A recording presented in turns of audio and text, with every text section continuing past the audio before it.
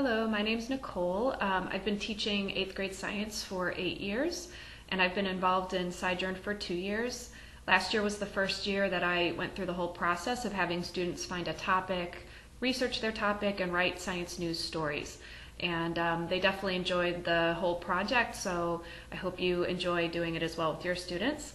And I'm going to talk to you about how I helped my students find topics for their stories. Which definitely was my favorite part of the process because I really learned a lot about my students. I did this at the end of the school year, but I wish I would have done it sooner because I really did learn a lot about my students and their interests. So definitely a way to get to know your kids. Prior to having the students write their news stories, I've had students look at the Sojourner newspaper, both in print and online. I've also done quite a few read aloud, think alouds with the students, so they have an idea of what a science news article is all about. So when it's time to find a topic, we talk about, first the kids are very excited that they can choose any topic that they want to.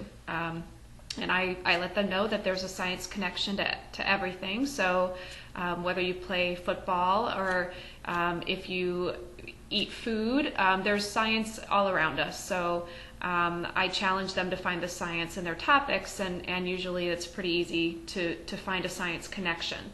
I also prompt them with some questions. For example, what do you like to do when you're outside, not at school or not doing homework? Or are there any diseases or illnesses in your family that you're curious about that you'd like to learn more about? Or is there something in your home or community or environment that you wonder about? And I also let them know if there's something you want to learn about, that if you could learn about anything and it wasn't up to me, what would that be? So many students really like the idea of being able to pick their topics and have no problems, but it always surprises me which students quickly find a topic and which sort of struggle with that. So to help them, I do give them the parameters in the Sojourn writing guidelines. I sometimes have students, I'd have them pair up and ask each other the questions like, is it a narrow topic? And I give them examples that if you want to research sickle cell anemia, that is a big topic. You could write a book on that, and you're not writing a book, you're writing a news story. So how are you going to narrow down that topic and make it really focused on a specific aspect of that topic? I'll also remind them that this should probably be a local story related to either you or your family or the school or your community. That it's not or that it's local in some way. It also needs to be a timely issue. Remember that this is a news story, not an old story. And telling them, that if they struggle with that, they can always go online and look to see if there's any new research on whatever topic they've chosen. And then finally, I have them ask each other if the topic is interesting. Would other kids your age want to read the story? So that's very important too, is that you have to hold the reader's attention. And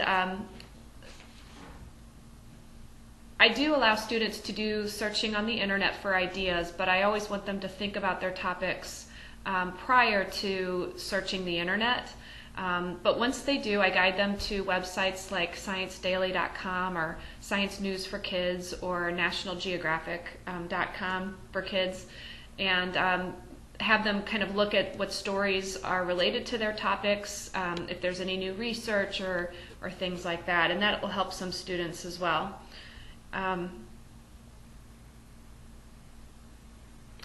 When we actually get to the pitch of the story, that helps students narrow their topics because I can then ask them those questions about the parameters, helping them narrow it down.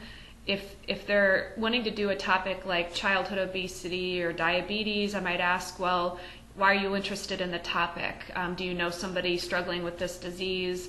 And that can sometimes help them narrow their focus a little bit. And I often remind students that you're not writing a book report. This should not sound like something that I can look up in a book. That you have to have a new, unique angle to the story. and definitely bring in that science connection. So I really enjoyed doing the project with my students, and I hope you do as well. Thank you very much. Good luck.